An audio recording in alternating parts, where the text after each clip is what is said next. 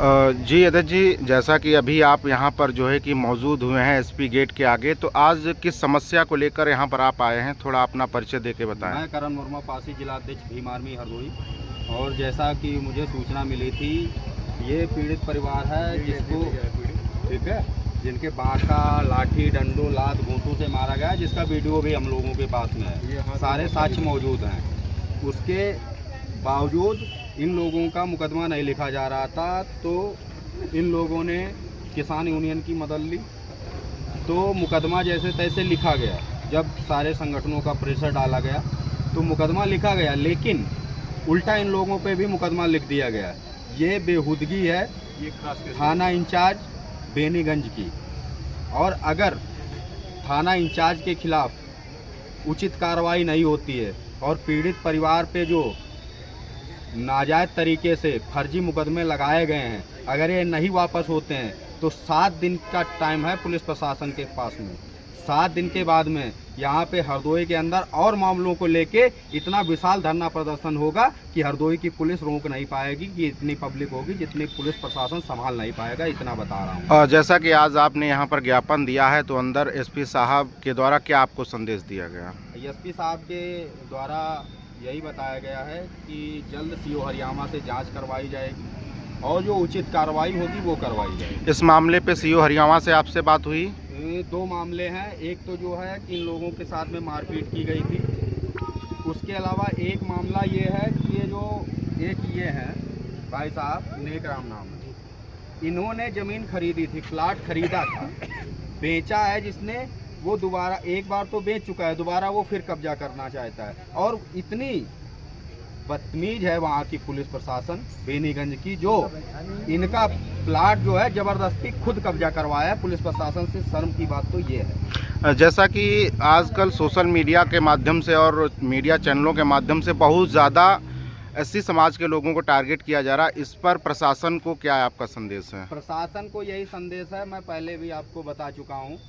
इससे पहले जो आप समीक्षा बैठक में वीडियो लिए थे, वाइड लिए थे, तो मैं आपको पहले भी बता चुका हूं कि ये हरदोई का प्रशासन चाहता है कि भीम आर्मी और बहुजन समाज के लोग एक बड़े आंदोलन की तरफ बढ़ाया जा रहा है हम लोगों को।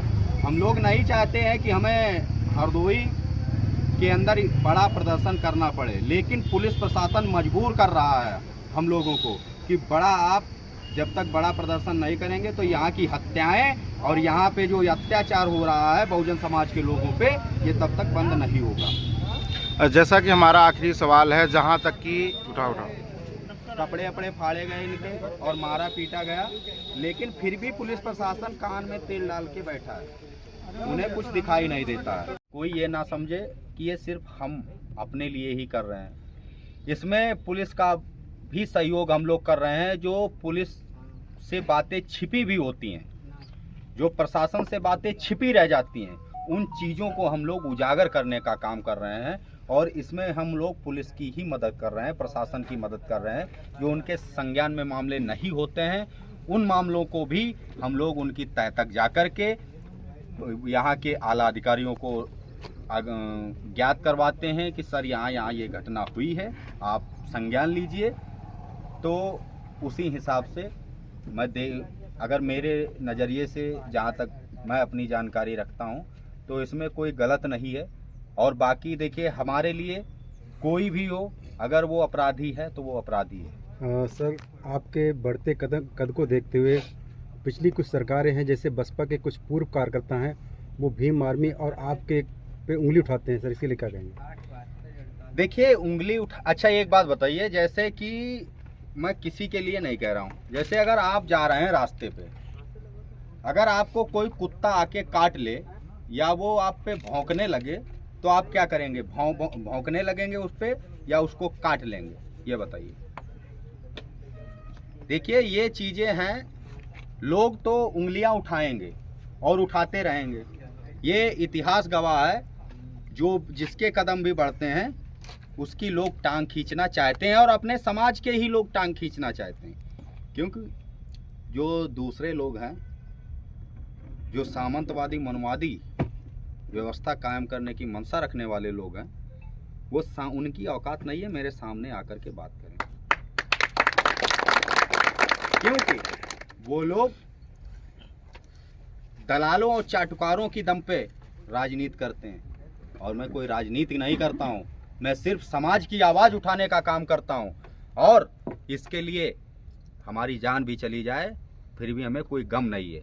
जहाँ पे हमारा कार्यकर्ता पसीना बहाएगा वहाँ पे करण वर्मा पासी और उसकी टीम खून बहाने का काम हमारे समर्थन में नहीं है। जो इलेक्ट्रॉनिक मीडिया है, जो प्रिंट मीडिया है, जो ट्रेडिशनल मीडिया है, वो तीनों मीडिया उनके समर्थन में काम करती है। जैसा कि आप लोगों ने चुनाव में देखा होगा कि भैया का प्रचार प्रसार चल रहा था, लाखों लोग जो है दौड़ रहे थे, लेकिन टीवी चैनल वाले दिखा रहे थे क्या?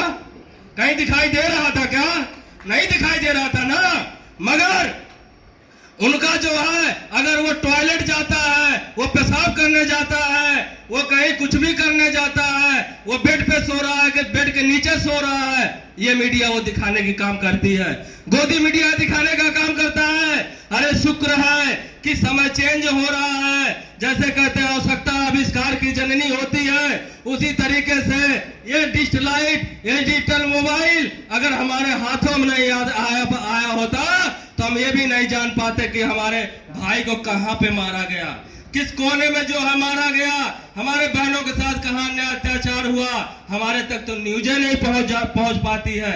आज भी जो है हमारे लोग तो 1% के लोग पेपर ही नहीं पढ़ते हैं। तो साथियों, इस तरीके से अगर आपको लोकतंत्र को बचाना है, भारतीय संविधान को बचाना है, जिस संविधान को बाबा साहब ने अपने 4 बच्चों की आहुतियां दी, आज तो किसी का थोड़ा सा अपमान हो जाता है अगर उसको जो है पार्टी में काम कर रहा है और उसको कुर्सी नहीं बैठने को मिला तो वो कहेगा हम फलाने के पार्टी में गए थे, वहां हमको कुर्सी नहीं दिए, तो उसको वहां अपमान, अपने भाई में अपमान लग जाता है। मगर जो दुश्मन अपमानित करता रहता हमेशा, जो हमारे पुरखों के साथ अपमान का काम किया, हम उसके समर्थन में हो जाते हैं जाने अनजाने में।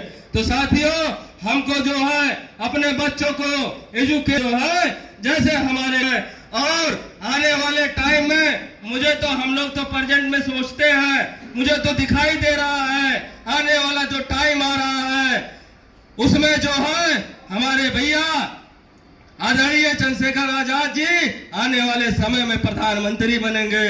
और जिस टाइम भैया जैसा प्रधानमंत्री बनेगा तो इस देश का कायाकल्प हो जाएगा। आज वो कहते हैं हमारा डेवलप हो रहा है, हम डेवलप कर रहे हैं। अरे भाई, किस चीज का डेवलप कर रहे हैं ये भी तो बता दो कि डेवलप क्या हो रहा है।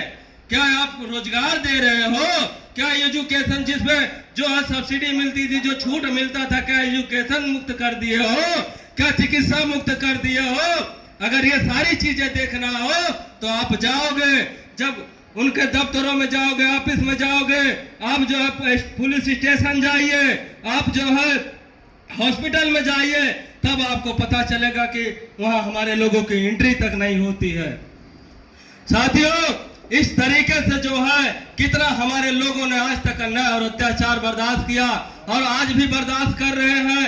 आज भी इनके साथ शोषण हो रहा है। डेवलप की बात करते हैं, और क्या डेवलप किया?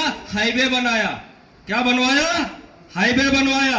यही बात हमने कहा ना, develop of the state, develop of the state किया, यानी develop of the people of the state नहीं किया। Develop of the people of the state नहीं किया। क्या किया? रोड बनवाया। रोड पे किसकी गाड़ी चलेगी? पूर्वांचल एक्सप्रेसवे बना, आगरा एक्सप्रेसवे बना, उस पे किसकी? उस पे बैलगाड़ी, साइकिल और मोटरसाइकिल वालों के लिए वर्जित है। 4 व्हीलर किसके पास है? 4 चक्का की गाड़ियां किसके पास है? तो रोड बन रहे हैं, वो अपने लिए बना रहे हैं, हमारे लोगों के लिए थोड़ी बना रहे हैं। क्या हमारे यहाँ की शिक्षा व्यवस्था सही कर दिया? भाई, आप पैमाना के अनुसार देख लीजिए कि 1040 बच्चों के ऊपर एक टीचर होना चाहिए, 40 बच्चों के ऊपर एक टीचर होना चाहिए। मगर आप देख रहे हैं जो सरकारी एजुकेशन है, जो सरकारी विद्यालय है, उसमें कितने टीचर्स हैं? एक हेडमास्टर होता है, एक सहायक अध्यापक अध्यापिका होती है। उनको तमाम काम दे देते हैं। वो मतलब LKG से लेकर के कक्षा 5 और 8 तक का जो है अकेले देखता है। तो क्या करता है? डंडा लेकर के सिर्फ देख लेता है बस। हमारे बच्चों को जिसके लिए हमारे संतों गुरुओं महापुरुषों ने 1848 से संघर्ष किया, आज हम 2024 में जी रहे हैं। शिक्षा का महत्व था, आज शिक्षा को महत्व को खत्म किया जा रहा है। साथियों, तो ज्यादा टाइम नहीं है, मेरे सीनियर भी साथी यहाँ पर बैठे हुए हैं, आदरणीय अमित गौतम सर, प्रभारी सर, और हमारे आदरणीय अभी सभी लोगों को तो मैं जानता नहीं हूँ, लेकिन मैं सभी लोगों को तहे दिल से पुनः सम्मान करता हूँ और सभी लोगों को तहे दिल से, हृदय से जो है सभी लोगों का अभिनंदन करता हूँ। आप लोग भी बड़ी देर से वेट कर रहे थे, इसके लिए भी मैं आप लोगों का तहे दिल से शुक्रिया करता हूँ। साथियों, क्रांतिकारी जय भीम, नमो बुद्धाय।